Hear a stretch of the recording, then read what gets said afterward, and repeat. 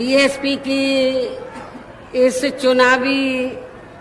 जनसभा में इकट्ठा हुए पार्टी के सभी छोटे बड़े पदाधिकारी एवं कार्यकर्तागण, आज आप लोग देश में व यहाँ आपके राजस्थान प्रदेश में भी लोकसभा के लिए हो रहे आम चुनाव में अपनी पार्टी के उम्मीदवारों के समर्थन में मुझे सुनने के लिए यहाँ इकट्ठा हुए हैं, तो उसके लिए मैं आप सभी लोगों का हार्दिक दिल से आभार प्रकट करती हूँ। वैसे आप लोगों को ये मालूम है कि हमारी पार्टी कांग्रेस, बीजेपी व अन्य किसी भी विरोधी पार्टी के साथ मिलकर नहीं, बल्कि अकेले ही खासकर यहाँ अपने सर्व समाज में से गरीबों, मजदूरों, दलितों, आदिवासियों, पिछड़े वर्गों, मुस्लिम व अन्य अक़लियतों के बलबूते पर ही ये चुनाव लड़ रही है। जो इनमें से पार्टी से जुड़े ये लोग अपनी पार्टी के उम्मीदवारों को जिताने में पूरे जी जान से लगे हुए हैं। हालांकि आज आपकी यहाँ इकट्ठा हुई अपार भीड़ व भीड़ के भी जोश को देखकर अब मुझे भी ये काफी हद तक भरोसा हो गया है कि इस बार आप लोग इस चुनाव में यहाँ अपने प्रदेश से अपनी पार्टी का बेहतर रिजल्ट जरूर लाएंगे। इसके लिए अब मैं आप लोगों का ध्यान कुछ जरूरी बातों की तरफ दिलाना चाहती हूँ और इस संबंध में विशेषकर मैं कांग्रेस, बीजेपी व इनके अन्य सभी सहयोगी दलों के बारे में ये कहना चाहूंगी कि आजादी के बाद शुरू में केंद्र व देश के अधिकांश राज्यों में भी ज्यादातर सत्ता यहाँ कांग्रेस पार्टी के ही हाथों में केंद्रित रही है, किंतु इनकी खासकर दलित, आदिवासी व पिछड़ा वर्ग विरोधी तथा अन्य और मामलों में भी रही गलत नीतियों एवं गलत कार्य प्रणाली आदि की वजह से ही फिर इस पार्टी को केंद्र व काफी राज्यों की भी सत्ता से बाहर होना पड़ा है तथा यही स्थिति इनकी सहयोगी पार्टियों की भी बनी रही है, जिस कारण ही फिर बीएसपी को बनाने की जरूरत पड़ी और अब पिछले काफी वर्षों से बीजेपी एवं इनके सहयोगी दल केंद्र व अधिकांश राज्यों की भी सत्ता में काबिज हो गए हैं। साथ ही इनकी भी ज्यादातर बीजेपी एंड कंपनी के लोगों की भी ज्यादातर जातिवादी, पूंजीवादी, संकीर्ण, सांप्रदायिक व द्वेषपूर्ण नीतियों एवं कार्य प्रणाली आदि से तथा इनकी कथनी व करनी में भी काफी अंतर होने की वजह से ऐसा लगता है कि इस बार ये पार्टी भी केंद्र की सत्ता में आसानी से वापस आने वाली नहीं है, बशर्ते यदि ये चुनाव इस बार फ्री एंड फेयर होता है तथा आम चर्चा के मुताबिक वोटिंग मशीनों में भी कोई गड़बड़ी आदि नहीं की जाती है। और वैसे भी इस बार चुनाव में इनकी कोई भी पुरानी व नई चल रही नाटकबाजी, जुमलेबाजी व गारंटी आदि काम में आने वाली नहीं है, क्योंकि अब देश की जनता काफी हद तक इस बात को समझ चुकी है कि इनकी पार्टी ने अब तक देश के विशेषकर गरीबों, कमजोर तबकों, मध्यम वर्गीय एवं अन्य मेहनतकश लोगों को जो इन्हें अच्छे दिन दिखाने के असंख्य प्रलोभन भरे वायदे किए हैं तथा अनेकों हवाई व कागजी गारंटी भी दी है, तो उनका जमीनी हकीकत में अभी तक भी इन्होंने लगभग 1/4 हिस्सा कार्य भी पूरा नहीं किया है, बल्कि इसके स्थान पर इनका ज्यादातर समय व ताकत भी या इनके अपने चहेते रहे बड़े बड़े पूंजीपतियों एवं धन्ना सेठों को ही ज्यादा से ज्यादा मालामाल व धनवान आदि बनाने में तथा उन्हें हर स्तर पर छूट देने व बचाने में ही लगी रही है, जिनके अधिकांश आर्थिक सहयोग से ही ये पार्टी व अन्य पार्टियां भी अपना संगठन चलाती हैं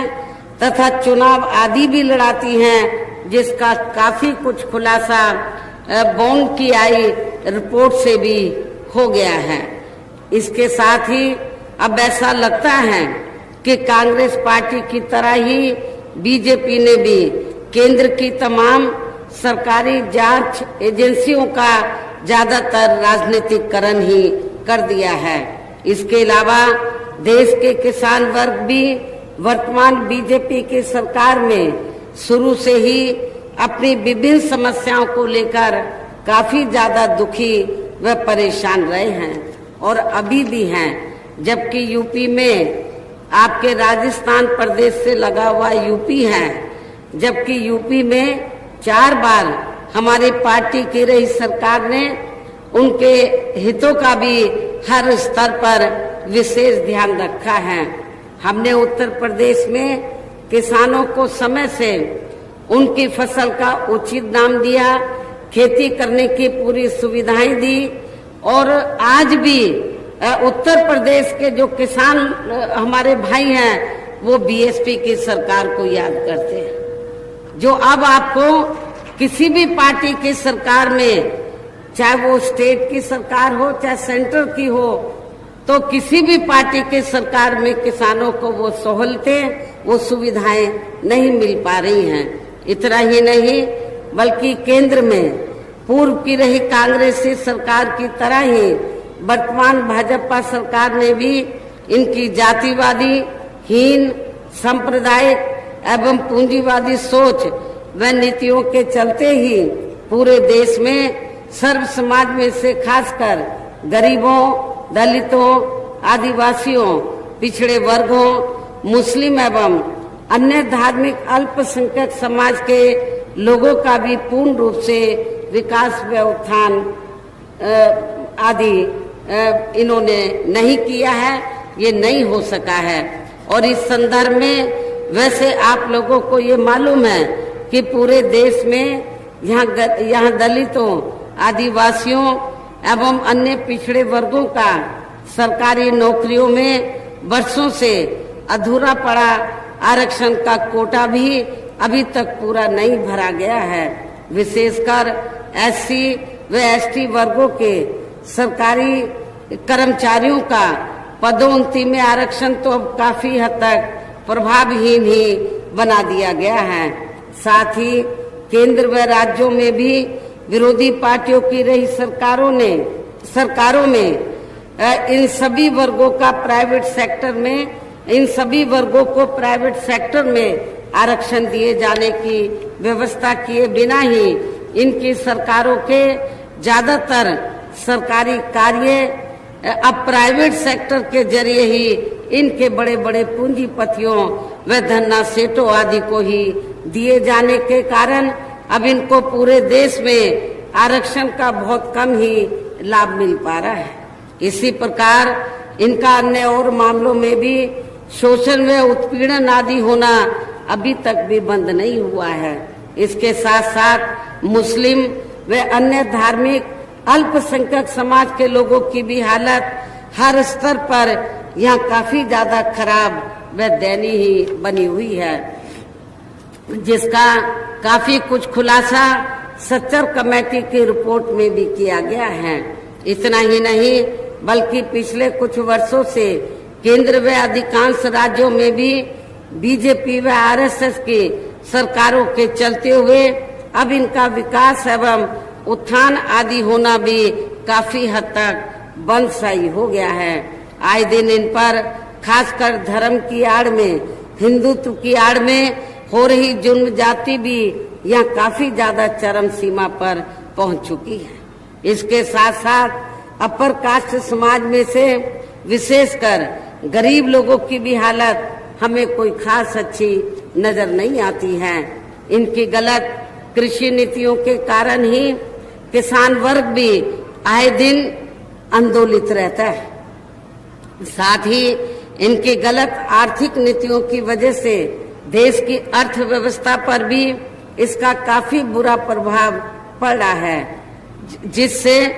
यहाँ विशेषकर छोटे एवं मध्यम वर्गीय व्यापारी वर्ग भी काफी ज्यादा दुखी व परेशान हैं। और अब केंद्र में पूर्व की रही सरकारों की तरह ही वर्तमान भाजपा सरकार में भी यहाँ पूरे देश में गरीबी, बेरोजगारी एवं महंगाई आदि भी लगातार काफी ज्यादा बढ़ रही है। देश में हर स्तर पर फैला भ्रष्टाचार भी कम नहीं हुआ है। साथ ही अपने देश की सीमाएं अभी तक भी पूरे तौर से सुरक्षित नहीं है, ये भी बड़ी चिंता की बात है। ऐसे में अब आप लोगों को देश में हो रहे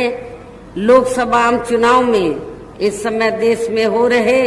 लोकसभा आम चुनाव में कांग्रेस, बीजेपी व इनकी सहयोगी पार्टियों को भी केंद्र की सत्ता में आने से जरूर रोकना है। जिनकी गलत नीतियों व गलत कार्य प्रणाली आदि को आप लोग काफी हद तक आजमा भी चुके हैं और अब ये विरोधी पार्टियां किस्म किस्म के साम, दाम, दंड भेद आदि अनेकों हथकंडे इस्तेमाल करके केंद्र की सत्ता में आने की भी पूरी कोशिश में लगी हैं, जिनसे अपनी पार्टी के लोगों को हर स्तर पर काफी ज्यादा सावधान रहना है। और इस मामले में विरोधी पार्टियां अपने अपने पक्ष में हवा बनाने के लिए खासकर मीडिया, ओपिनियन पोल व सर्वे आदि का जो बड़े पैमाने पर इस्तेमाल कर रही हैं, तो उनसे अपनी पार्टी के लोगों को बिल्कुल भी गुमराह नहीं होना है। इसके साथ ही विरोधी पार्टियों के विभिन्न रूपों में जारी किए गए इनके हवाई व प्रलोभन भरे चुनावी घोषणा पत्रों एवं वायदों आदि के बहकावे में भी अपनी पार्टी के लोगों को कतई नहीं आना है, जिन्हें ये पार्टियां चुनाव खत्म होने के बाद ज्यादातर अमल में नहीं लाती हैं और अब जिन पर से देश की जनता का अधिकांश विश्वास ही उठ गया है। यही खास वजह है कि हमारी पार्टी किसी भी चुनाव में अपनी पार्टी का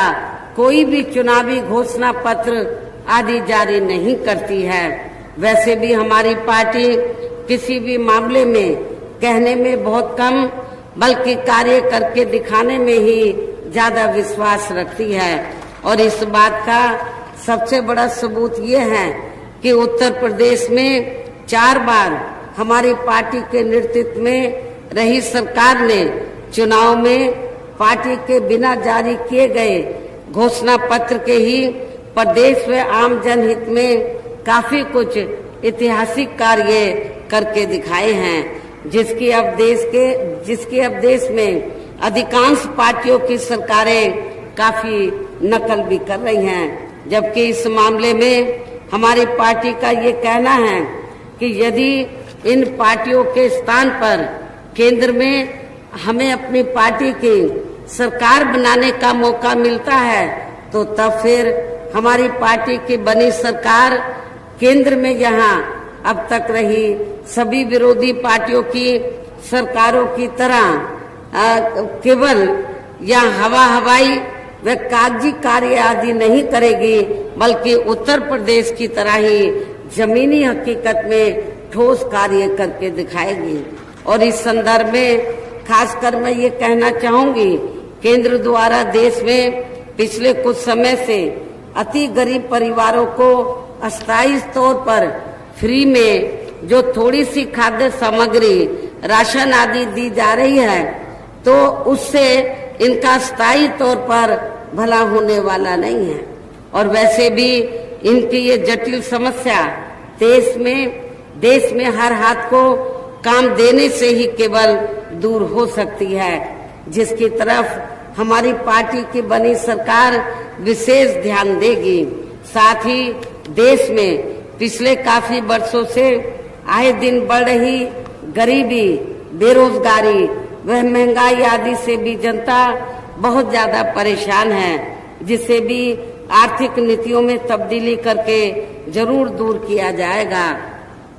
धर्म की आड़ में अर्थात हिंदुत्व की भी आड़ में पिछले कुछ वर्षों से खासकर मुस्लिम समाज के लोगों का द्वेष की भावना से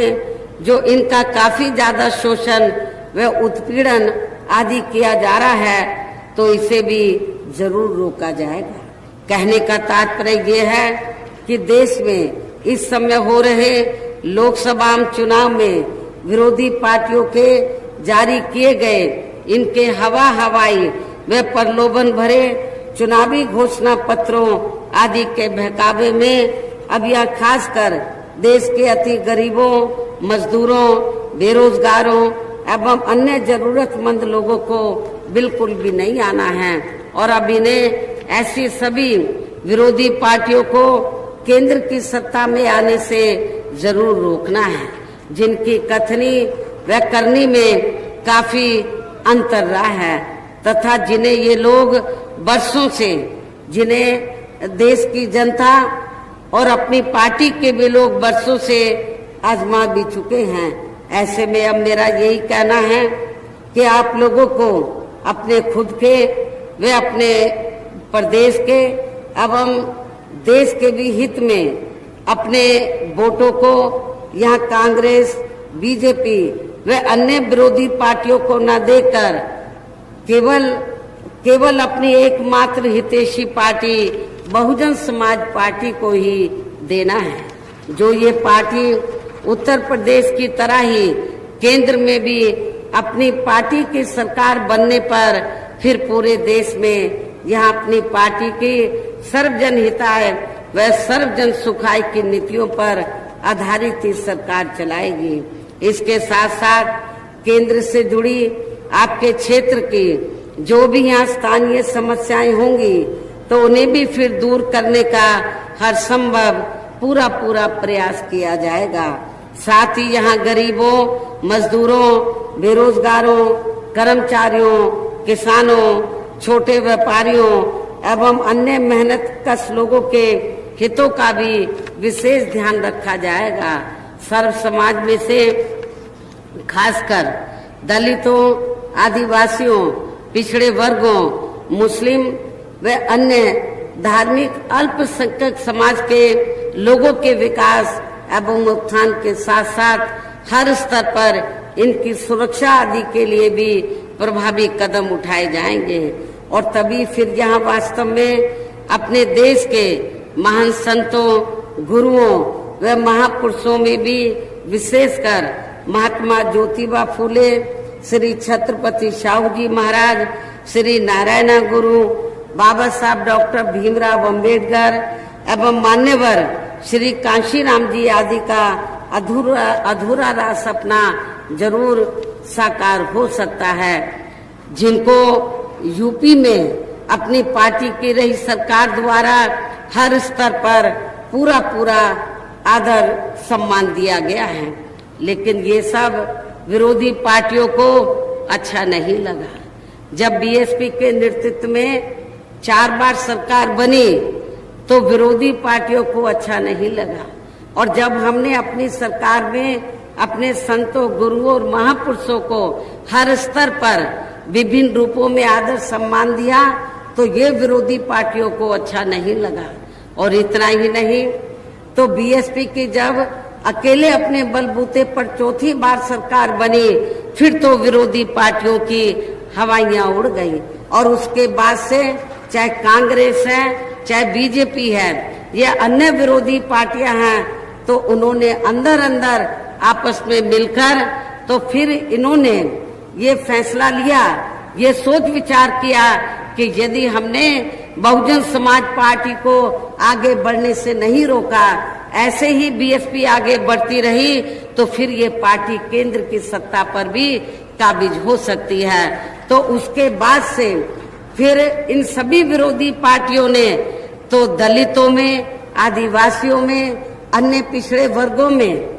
तो जो लोग स्वार्थी किस्म के थे, बिकाऊ लोग थे, उनको खरीद कर इन्होंने छोटे छोटे संगठन बनाए, जो इन विरोधी पार्टियों ने बनवाए, छोटी छोटी पार्टियां बनवाई और फिर उसके बाद उन पार्टियों के माध्यम से जिन जिन राज्यों में जहां जहां भी बहुजन समाज पार्टी उनको मजबूत नजर आई, उन संगठनों, उन पार्टियों के माध्यम से उन्होंने बीएसपी के उम्मीदवारों को हराने के लिए तो उनके माध्यम से एक कैंडिडेट अपने हिसाब से खड़े कराए ताकि बीएसपी को नुकसान पहुंच जाए। खास तौर से बड़े पैमाने पर दलितों को खड़ा किया जाता है ताकि दलितों का, बीएसपी का जो बेस वोट है वो बट जाए और बीएसपी को नुकसान हो जाए। तो ये भी इन लोगों ने किया है। उत्तर प्रदेश ही नहीं, पूरे देश के अंदर इन्होंने किया है। और इतना ही नहीं, उत्तर प्रदेश में जब बीएसपी की पूर्ण बहुमत की सरकार बनी अकेले अपने बलबूते पर, तो जो आसपास के राज्य हैं, चाहे तो आपका राजस्थान है, मध्य प्रदेश है, बिहार है, तो उनमें भी, वहां भी दबे कुचले लोगों में ऊर्जा पैदा हुई, उनमें ऊर्जा पैदा हुई, उनका हौसला बुलंद हुआ। आपके राजस्थान में, मध्य प्रदेश में तो जब असेंबली का चुनाव हुआ, हमारी पार्टी के लोग, काफी लोग चुनकर आए, कभी ज्यादा भी चुनकर आए, कभी कम भी चुनकर आए, लेकिन ये भी उनको अच्छा नहीं लगा। उनको लगा अभी तो 6-7 चुनकर आ रहे हैं, आपके राजस्थान से 2 चुनकर आ रहे हैं, मध्य प्रदेश में भी ऐसे आ रहे हैं, कहीं उत्तर प्रदेश की तरह इधर भी संख्या ना बढ़ जाए। तो चाहे कांग्रेस राजस्थान में सत्ता में रही हो, चाहे बीजेपी सत्ता में रही हो, इन्होंने कुछ समय के बाद हमारी पार्टी के विधायकों को इन्होंने तोड़ा है। कांग्रेस भी कम नहीं है, बीजेपी भी कम नहीं है, और यहाँ पर शिंदे की पार्टी का कुछ नहीं है। बीजेपी ने उनको आगे करके कि जाओ शिंदे की पार्टी में चले जाओ, लेकिन ये शरारत सब भारतीय जनता पार्टी की है। और मैं आप लोगों को ये बताना चाहती हूँ कि कब तक कांग्रेस और बीजेपी ये तोड़ फोड़ की राजनीति करेगी। एक वक्त ऐसा भी आएगा जब सेंटर में बीएसपी के नेतृत्व में सरकार बनेगी, तो उस दिन,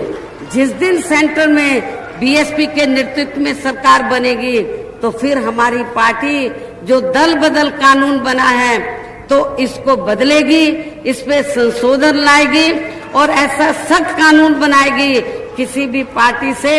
चाहे एक एमपी जीत कर आए या एक एमएलए जीत कर आए, यदि वो किसी भी पार्टी में जाता है अपनी मूल पार्टी को छोड़कर, तो तुरंत उसकी सदस्यता अपने आप ही खत्म हो जाएगी। हमारी पार्टी ऐसा कानून बनाएगी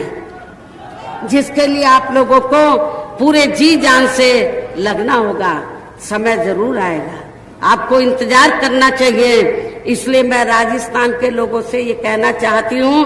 कि आपके जब भी 2-3 बार से लोग चुनकर आए हैं, तो जो भी पार्टी यहाँ पावर में आती है, आपके विधायकों को तोड़ लेती है और आपके मनोबल को गिराने का प्रयास करती है। लेकिन आप लोगों को अपने मनोबल को नहीं गिराना चाहिए, बल्कि पूरी दमदारी के साथ आप लोगों को अपने नुमाइंदों को जिताने का, अपने कैंडिडेट्स को जिताने का पूरा आपको प्रयास करना चाहिए, आगे बढ़ना चाहिए। चाहे असेंबली का चुनाव इधर होता हो, चाहे अब पार्लियामेंट का हो रहा है, आपको अच्छा रिजल्ट आना चाहिए। एक वक्त जरूर आएगा जब बीएसपी सेंटर की सत्ता में आएगी, तो फिर हमारी पार्टी ये जो तोड़ फोड़ की राजनीति कांग्रेस बीजेपी कर रही है, दल बदल कानून में तब्दीली करके फिर हमारी पार्टी इनसे ब्याज सहित बदला लेगी, ये भी मैं आपको विश्वास दिलाना चाहती हूँ। इसलिए ये जो तोड़ फोड़ की राजनीति से ये जो सरकारें चलाई जा रही हैं, ये कोई, इससे हमारा जो लोकतंत्र है वो मजबूत नहीं होगा। लोकतंत्र को मजबूत करने के लिए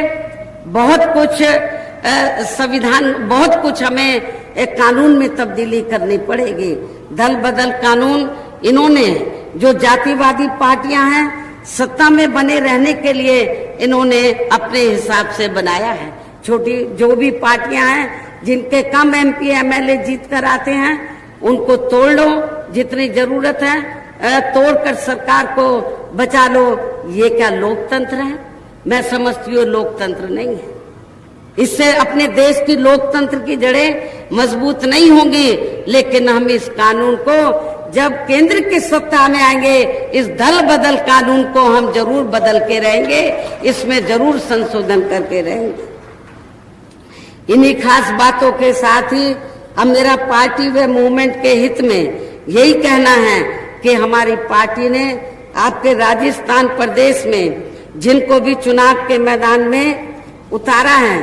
जो आप लोगों को मालूम है कि अलवर से हमने मुस्लिम समाज के व्यक्ति को यहाँ से चुनाव के मैदान में उतारा है।